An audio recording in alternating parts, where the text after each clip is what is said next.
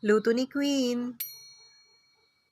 Parang Chinese fried rice. So, nilagyan ko lang to ng ginisa ko sa bawang, tapos merong giniling, tapos nilagyan ko ng panlasa at frinied ko yung egg. Tapos, spring onion. Ayan. Tsaka maglagay lang kayo ng pampalasa. Heto na. Luto na siya. Atin ang tikman ng masarap na fried rice.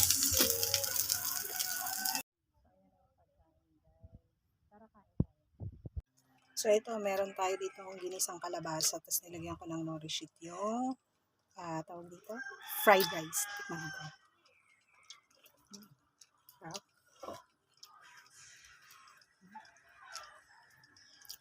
Sarap gawin nyo to.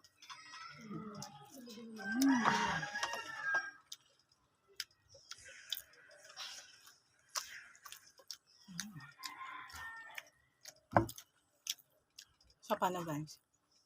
Kain.